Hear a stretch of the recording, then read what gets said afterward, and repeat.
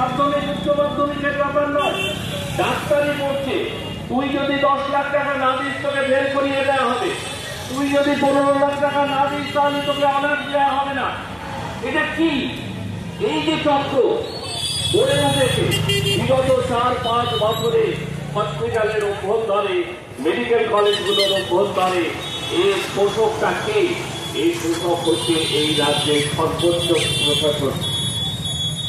এই জায়গা থেকে, এই হতাশা থেকে, এই দুঃখ থেকে আজকে মানুষকে রাস্তায় নামতে হয়েছে। কোন জায়গাতে আমরা একজন আইএএস অফিসারের স্ত্রী যদি এখানে নিরাপদ বোধ না করে, তাহলে আমার, আপনার বা সামাজিকভাবে আমাদের চাইতে যারা নিচের তলায় রয়েছে তাদের ঘরের মেয়েরা, তাদের বউরা, তাদের বোনেরা, তাদের মায়েরা কিভাবে নিরাপত্তা বোধ করতে পারে?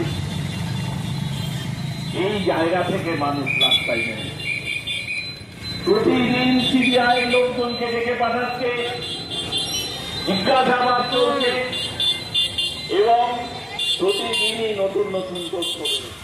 হসপিটালে একটা ডাক্তার কাজ করবেন, রোগীর চিকিৎসা করবেন, 36 ঘন্টা, 48 ঘন্টা, 24 ঘন্টা যদি টানা ডিউটি দিতে হয়, তাহলে ডিউটির শেষ মুহূর্তে এসে তার শরীরে তো কিছু ক্লান্তি যাচ্ছেই পারে। কেন এত ডিউটি দিতে হয়? কারণ অজস্র ডাক্তারের পোস্ট খালি পড়ে আছে।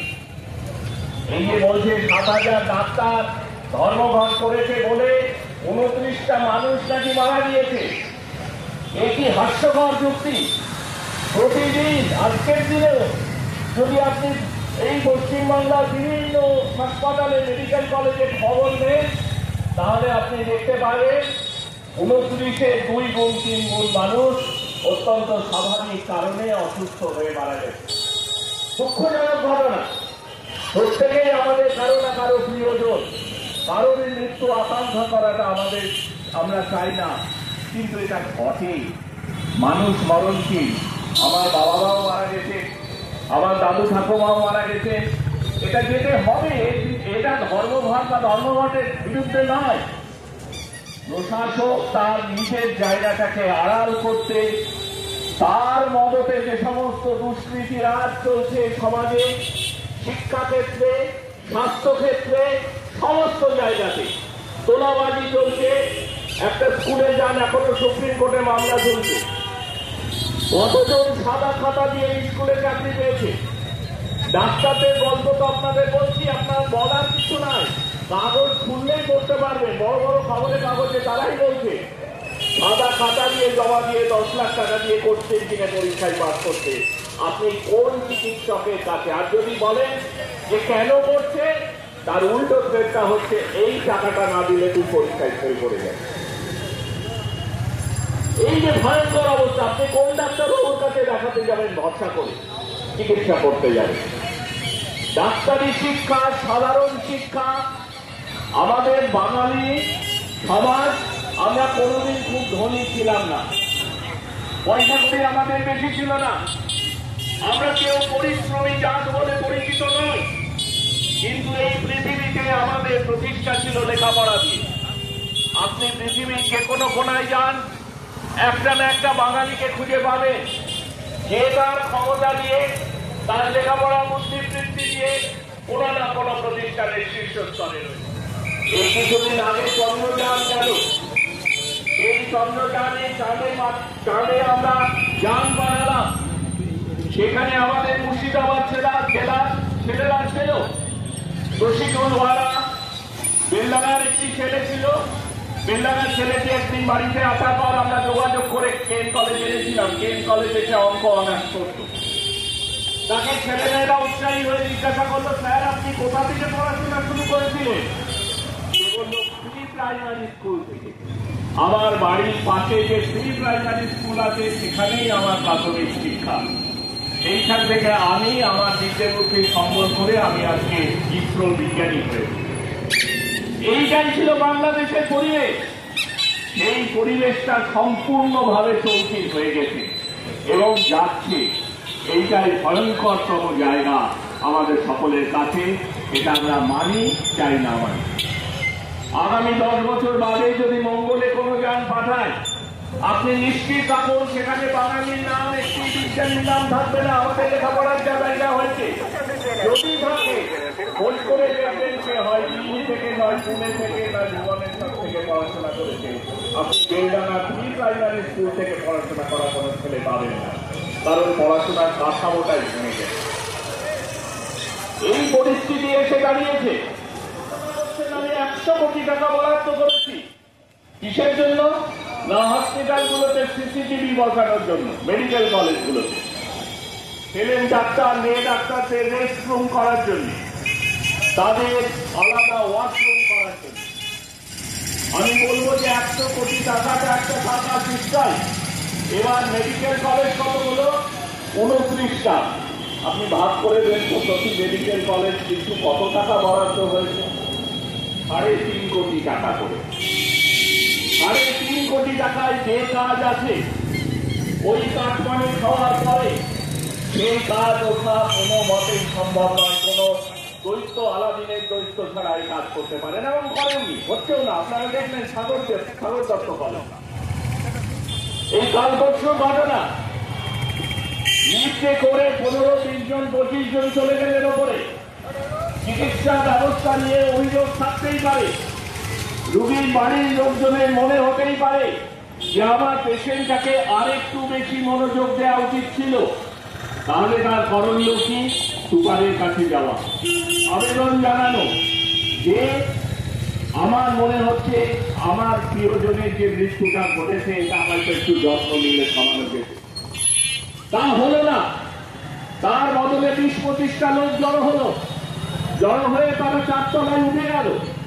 উঠে গিয়ে তারা ডাক্তার নার্সদের পেটাতে শুরু করলো এবং পুলিশ যারা ছিল তারা নীরব দর্শক হয়ে থেকে গেল। এই হচ্ছে পরিস্থিতি। পুলিশ এখনো বুঝতে পারছে না। তাদের একজন ওসি ধরা পড়েছে, বাড়িতে দৌড়েছিল কলকাতা পুলিশের সব বড় বড় অফিসাররা। কি বললো যে আমরা কলকাতা পুলিশ, আমরা রাজ্যের পুলিশ, আমার পাশে আছে। আর সিবিআই তদন্ত করে কি বলছে? এই পুলিশ অফিসার প্রমাণ লোপাট করেছে, টালা থানার ভিতরে তথ্যের গন্ডগোল পাঠানো হয়েছে, কাগজপত্র বদলে দেওয়া হয়েছে। অবশ্যই ব্যাপারটা বিচার সাপেক্ষ, বিচার করে ঠিক হবে কি ঘটনা ঘটেছে সেভাবে। কিন্তু এই অফিসারকে সন্দেহের ঊর্ধ্বে নয়, একথা এখনই বলা যাবে না। তাহলে যদি প্রমাণিত হয় এই অফিসার, এই ওসি সেদিন তিনি কাগজপত্র গন্ডগোল করে প্রমাণ লোপাটের চেষ্টা করেছেন, তাহলে আমার রাজ্যের পুলিশ এই ওসির পাশে থাকবে কথা দিয়ে এসেছে, তাহলে এই পুলিশের ওপর আপনি আমি কি ভরসা রাখবেন? এই অবস্থায় দাঁড়িয়ে এই বাংলার প্রতিটা মানুষ, এই যে উৎসবের কথা মুখ্যমন্ত্রী বলছে, উৎসবে ফিরুন, উৎসবে ফিরুন। মুখ্যমন্ত্রী খুব বেশি দিনের কথা নয়, 2007 সাল, আজ থেকে 17 বছর আগে। মনে করে দেখুন, দুর্গাপুজোর সপ্তমীর দিন রিজওয়ানুর মারা গিয়েছিল। আপনাদের যদি কারোর মনে থাকে, আত্মহত্যা করেছিল একটা বৈবাহিক গন্ডগোলের জন্য। সপ্তমীর দিন আপনি উত্তর কলকাতায় মহামিছিল দেখেছিলেন না ডাকেননি? আমি ন্যায় অন্যায় প্রশ্নে যাচ্ছি না। উনি মিছিল দেখে ভুল করেছিলেন এ কথাও বলছি না। ওনার মনে হয়েছে প্রতিবাদ জানানো দরকার। আপনি মনে করে দেখুন 2008 সালে দুর্গাপুজোর আগে কতদিন দুর্গাপুর এক্সপ্রেস হয়ে উনি এক রাস্তা বন্ধ করে দিয়ে বসেছিলেন। তখন তার মনে পড়েনি যে উৎসব আসছে, উৎসবে ফেরা দরকার। আমি সেটারও ন্যায় অন্যায় কিছু বলবো। আমি খালি এইটুকু বলবো যে এই রাজ্যে আন্দোলন করার, প্রতিবাদ করার অধিকার আছে। এই রাজ্য কেন, এই দেশে আছে। আমার সংবিধান আমাকে সেই অধিকার দিয়েছে। কোন শাসকের রক্তচক্ষু, কোন উৎসব আমি কেমন করে পালন করবো সেটা আমি আমার সিদ্ধান্ত নেব। কেউ আমার উপর চাপিয়ে দিতে পারে না। খেয়াল করে দেখবেন, কাগজ যদি খুব ভালো পারে, 26শে সেপ্টেম্বর গেল আমাদের ঈশ্বরচন্দ্র বিদ্যাসাগরের জন্মদিন ছিল। ঈশ্বরচন্দ্র বিদ্যাসাগরের কি প্রভাব বাঙালির জীবনে কাউকে এখানে নতুন করে বলতে হবে না। আমরাও অসুবিধার ওপর শক্তির বিজয় সুনিশ্চিত করে তবেই উৎসব উদযাপন করব। ধন্যবাদ।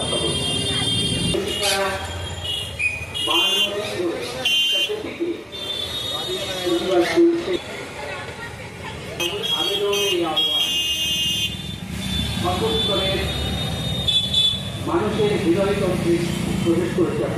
লাইন মনে করুন বীর যুগালের পিচ্ছে পাখি বড়ুয়ারও তার কষাই খানা আসছি তখন ঘটনা ছিল রুদলের কুড়িটা টানা খানা অপরাধে তার সেই সময় ওই ডিম্যান্ড যাচ্ছে ওই ডিম্যান্ড যাচ্ছে পাড়ায় থাকছি একসাথে পাড়ায় থাকছি একসাথে পাড়ায় থাকছি একসাথে ওই ডিম্যান্ড যাচ্ছে ওই ডিম্যান্ড যাচ্ছে ওই ডিম্যান্ড যাচ্ছে আমাকে বয়ে নিয়ে বেড়াবো, আমরা বয়ে নিয়ে বেড়াবো এবং সমাজের মধ্যে আমরা সেই সমস্ত অঘটনগুলো ঘটাতে থাকবো। আজকে লজ্জা আমাদের যে প্রত্যেকটা মেডিকেল কলেজে যে সমস্ত ডাক্তারবাবুরা আছেন, যে সমস্ত ছাত্রছাত্রীরা পড়াশোনা করছেন, আমরা তাদেরকে সমাজসেবী হিসেবে ভাবি। একটা ডাক্তার হতে গেলে প্রচুর পরিশ্রম করতে হয়। এর আগে বলে গেছে যে একটা ডাক্তার তৈরি হওয়া মানে সমাজের অনেক কাজে, সমাজের যে সমস্ত কাজকর্ম, সেবামূলক কাজকর্ম, সেই কাজকর্মে তারা নিজেকে ফিরিয়ে নিতে পারে। আজকে বন্যা দুর্গত যে এলাকায় কারা আছে? এই দুনিয়ার ডাক্তারেরা আছে। সুতরাং ডাক্তারদের একটা বিশাল ভূমিকা। আমরা তাদেরকে যথেষ্ট সম্মান দিই, কিন্তু এই আর্থিকর কলেজে যে ঘটনা ঘটে গেল, আমরা অনেক পুলিশ অফিসারদের অন্যায়ের বিরুদ্ধে কথা বলি। আমরা আজকে দেখতে পাচ্ছি এই ডাক্তারদের মধ্যেও যে সমস্ত ডাক্তার হয়েছে কিন্তু মানুষ হয়নি, তারা এই সমস্ত ঘটনাগুলি সমাজে ঘটাচ্ছে এবং এটাই কাম্য। তাদের মধ্যে শিক্ষা না থাকলে এই ঘটনাগুলি ঘটবে, এই পরিষ্কার ঘটনাগুলি ঘটবে। আজকে প্রত্যেকটা মেডিকেল কলেজে, আজকে শুধু করে নয়, ক্যালকাটা মেডিকেল কলেজ বলুন, এনআরএস বলুন, সর্বত্রই কি গভর্নমেন্ট কলেজ কি প্রাইভেট কলেজ, প্রত্যেকটা জায়গায় সেন্টার চলছে। একটু আগে এ সম্পর্কে আপনাদের পরিষ্কার বলে গেছেন যে প্রত্যেকটা জায়গায় কোশ্চেনের বিনিময়ে টাকা, এবং সেই কোশ্চেন টাকা দিয়ে কোশ্চেন দিয়ে তার পরীক্ষা দিচ্ছে। কোনো জায়গায় খাতা জমা দিয়ে পরীক্ষা দিচ্ছে। কোনো জায়গায় এক্সামিনার থেকে প্রেশারাইজ করে বলা হচ্ছে আপনার নাম্বারটা দেবেন, কারণ পরবর্তীকালে এই পেন্সিলের লেখাটাকে আমি পরিবর্তন করবো। অর্থাৎ কাউকে আমি অনার্স পাই। মানুষ নিয়ে কারবার করে, যারা মানুষের চিকিৎসার কথা ভাবে, যারা মানুষের প্রাণ ফিরিয়ে দিতে চায়, এই সমস্ত জায়গায় শিক্ষার নামে যদি এই অশিক্ষা কুশিক্ষা থাকে এবং সত্যিকার অর্থে যদি প্রকৃত চিকিৎসক তৈরি না হয়, তাহলে সমাজের বুকে যে সমস্ত ঘটনাগুলি আজকাল ঘটছে আমরা সেটা কিন্তু দেখতে পাবো। তাই আমরা এর প্রতিবাদ জানাচ্ছি। আর আজকে এখানে সমবেত হয়েছে আমরা এই চিরন্তমান আমরা বিচার চাই, এই বিচার চাই করে সর্বোচ্চ আজকে চেষ্টা হচ্ছে সাধারণ মানুষ। বিচারের প্রক্রিয়া চলছে, সিবিআই দায়িত্ব নিয়েছে। দেখা যায় আমাদের দেশে সত্যিকারের কি বিচার পাওয়া যায়। আদালতে খটখটালে সেখানে দেখা যায়, আমরা আদালতে যদি একটি তাকিয়ে থাকি শেষ বিচারের আশায়, কিন্তু সেখান থেকেও আমাদের মাঝে মাঝে হতাশায় ফিরে আসতে হয়। তাই আদালতের প্রতি, সুপ্রিম কোর্টের প্রতি আমাদের সেই সম্মান, সেই আশা, সেই ভরসা আমাদের আছে। আগামীকাল হয়তো এর উপরে একটা রায় বেরোতে পারে, জানি না কি হবে। তবে এই ধরনের যে কাজকর্ম আজকে দুনিয়ার ডাক্তাররা ৭৭ বছর পর, অনেকে বলছেন স্বাধীনতার পর ভারতবর্ষে এরকম আন্দোলন হয়নি, প্রতিবাদ হয়নি। অনেকে বলে প্রতিবাদী চরিত্র নাকি মরে গেছে। না, প্রতিবাদী চরিত্র মরতে পারে না। আজকে আবার এই অভয়া, তার যে মৃত্যু, যে ঘটনা, লক্ষ লক্ষ কোটি কোটি অভয়া তৈরি হবে আমাদের ভারতবর্ষে, সারা বিশ্বে তৈরি হবে এরকম প্রতিবাদ, এবং আগামী দিনেও পুনরায় ঘটানোর চেষ্টা তারা করতে ভয় পাবে। আমরা তাদেরকে সাবধান করে দিতে চাই। আমরা যারা সাধারণ মানুষ, শুধু ডাক্তারবাবুরা নয়, ডাক্তারবাবুদের পাশে আমরা সাধারণ মানুষ, খেটে খাওয়া মানুষ যারা আছি, আমরা প্রত্যেকেই তাদের পাশে থাকবো, এই অঙ্গীকারবদ্ধ আমরা হব। তার কারণ সমাজে ডাক্তারবাবুরাই আমাদের এসে পরিষেবা দেবে, আমাদের প্রাণ বাঁচাবে। যারা প্রাণে যারা মৃত্যুর হাত থেকে রোগীদের প্রাণ ফিরিয়ে যাওয়ার আপ্রাণ চেষ্টা করে, আমরা সেই ডাক্তারবাবুদের পাশে থাকবো। আগে আমরা ছিলাম এবং ভবিষ্যতে থাকার অঙ্গীকার। ধন্যবাদ জ্ঞাপন করছি। এটা সবার, আপনারা আমার সবার এই প্রোগ্রাম। জুনিয়র ডাক্তাররা মহালয়ার দিন যে মহামিছিলের ডাক দিয়েছেন, প্রতিবাদের ঝড় উঠুক দেবী বোধনের বলে, এই দু তারিখ আরেকটা দিক থেকেও স্মরণীয় জাতির জনক গান্ধীজির জন্মদিন। আবার সেদিন দেবীর বোধনও। ফলে 2রা অক্টোবরের এই মহামিছিলের যে ঘোষণা আমরা সর্বস্তরের মানুষের কাছে আমরা পৌঁছে দিচ্ছি, সকলকে এই মহামিছিলের কথা আপনারা শুনিয়ে দিন। রাত দখলের মেয়েরা 1 তারিখ পরশু দিন টেক্সটাইল কলেজের চৌপাড়ায় যে বোধনের ঢাকবাজির প্রতিবাদের বলে নাচ গান নাটক কবিতার কথায় টেক্সটাইল মোড় বহরমপুর তারা ডাক দিয়েছে। এটা ঘোষণা করছে আজকে এই আন্দোলনের প্রতি সংহতি জানিয়ে যে পাড়ায় থাকছে একসাথে, উৎসবে নয় প্রতিবাদে, তাকে সামনে রেখে যে কর্মসূচিগুলো। এবং আগামীকাল আর একটা কর্মসূচি আছে। এই কর্মসূচি তিলোত্তমার বিচার চাই, এই শিরোনামে প্রতিবাদের স্বর ও ছন্দ অঞ্চল পদধ্বনি অনুরণন হোক, স্লোগান সঙ্গীত আবৃত্তি। অনেক জুনিয়র ডাক্তার আন্দোলনের অন্যতম মুখ, তিনি আসবেন। সভাপতি থাকবেন ডাক্তার এ হাসান। ফলে প্রতিদিনই অসংখ্য কর্মসূচি চলছে। এই কর্মসূচিতে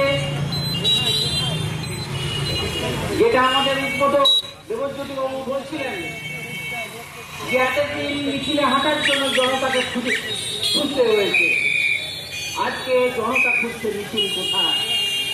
ফলে হাজার হাজার এই যে আন্দোলন, সে আয়োজন করতে কিভাবে হচ্ছে, খুন হয়ে গেল, শেষ করা যাচ্ছে না। কি অদ্ভুত ভাবে তার কর্তব্যরত অবস্থায় নিজের কাজের জায়গায় খুন হয়ে যাচ্ছে এবং তার বিচার পেতে 52 দিন পরেও যে ডাক্তার অরুণ চক্রবর্তী আছেন, হাজার হাজার জুনিয়র ডাক্তার শুধু নয়, কোটি কোটি মানুষ এই যে নৃশংস ঘটনার যে সাথে যুক্ত ব্যক্তিদের দৃষ্টান্তমূলক শাস্তি চায় এবং তাদের যে দাবির সঙ্গে সলিডারিটি জ্ঞাপন করে যে তাদের নিরাপত্তার বিভিন্ন কয়েকগুলোর যে দুষ্ট চক্র গড়ে উঠেছে এবং আগামী দিনে যে অভয়ের মতো যে ঘটনা যাতে না হয় সেক্ষেত্রে নিরাপত্তার প্রশ্নে কতগুলো যে বিষয় যেগুলো তারা তুলে ধরেছেন। ফলে অবিলম্বে দাবিগুলোকে মেনে নিয়ে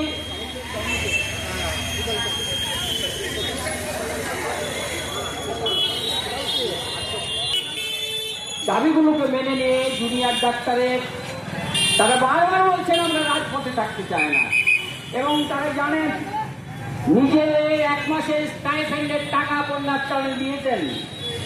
অভয়া ক্লিনিক খুলে তারা বন্যাত্ম মানুষের পাশেই ছিলেন। ইতিমধ্যে সাগর দত্ত কলেজের আর একটা ঘটনা, নার্স এবং জুনিয়র ডাক্তাররা, মহিলা জুনিয়র ডাক্তাররা যেভাবে আক্রান্ত হয়েছে, সেই জায়গা থেকে ডাক্তারদের এই আন্দোলন এবং দাবির যে প্রাসঙ্গিকতা আবারও আমাদের সামনে এসেছে। ফলে আজও সেই নজরুলের ভিন্ন প্রেক্ষিতে বলা সেই কথাটা আজও 2 তারিখে তারা যায় যে কর্মসূচি দেখেছে যে আর কতকাল 7 ডিগ্রি মাটির ঢালার মুক্তি আড়াল স্বর্গদিয়া জয় করেছে অত্যাচারী শক্তি জাল। দেশ দুজনের মারছে যাব খুব বিদ্বাদের দিচ্ছে ফাঁকি। বহু ভারত আজ কথায় খানা, সব মানুষই আমরা বিচার চাইছি। ফলে এই বিচারের সামনে রেখে এই যে মোমবাতির যে প্রতীক্ষা, প্রতীকী প্রতিবাদের আন্দোলনের বিরোধিতা, এই প্রতিবাদ আমার আপনার সকলের সুস্থ সমাজ, মা বোন মেয়েদের মর্যাদা রক্ষার সাথে ওতপ্রোতভাবে জড়িয়ে আছে। এই জায়গা থেকে বিবেক জেগে উঠেছে কোটি কোটি মানুষ। ফলে আন্দোলন শুধু জুনিয়র ডাক্তারদের আন্দোলন নয়, এই আন্দোলন গোটা পশ্চিমবাংলার। অনেকেই বলছিলেন নজিরবিহীন আন্দোলন। ফলে এই আন্দোলনকে সর্বতোভাবে আগামী দিনে যেভাবে কর্মসূচি আসুন আমরা সকলে মিলে আন্দোলনকে সফল করে তুলি এবং স্লোগানের মধ্য দিয়ে আমরা আজকের এই কর্মসূচি শেষ করব। বলছি যে আমি আমাদের জেলা তথা বহরমপুরের যে প্রোগ্রামগুলো আছে আমি একটু ঘোষণা করে দিচ্ছি। আগামীকাল ঠিক বিকেল 4টেই কালেক্টরেট কমিউনিটি হলে সেখানে গান, আবৃত্তি এবং কথা, এখানে কথা বলতে আসছেন জুনিয়র ডাক্তাররা যে আন্দোলন করছেন সেই আন্দোলনের অন্যতম মুখ এবং আমাদের জেলারই একজন পিজিটি ছাত্র ডাক্তার গৌরাঙ্গ প্রামাণিক, তিনি কালকে এই সভায় আসছেন। আর আগামী 1 তারিখ মহালয়ের যে রাত, সেই রাতে মহিলারা আহ্বান করেছেন যে বোধনের ঢাক বাজুক প্রতিবাদের বলে।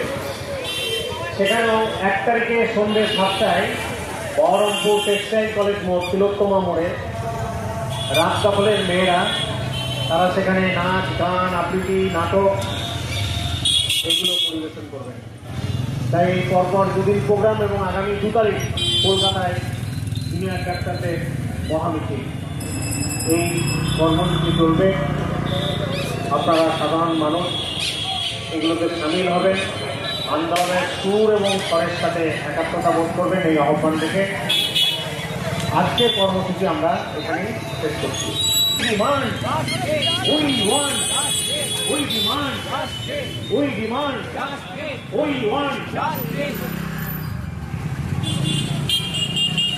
একসাথে পাড়ায় থাকছি, একসাথে উৎসবে নয় প্রতিবাদে, পাড়ায় থাকছি, একসাথে উৎসবে নয় প্রতিবাদে, পাড়ায় থাকছি, একসাথে উৎসবে নয় প্রতিবাদে, পাড়ায় থাকছি, একসাথে উৎসবে নয় প্রতিবাদে।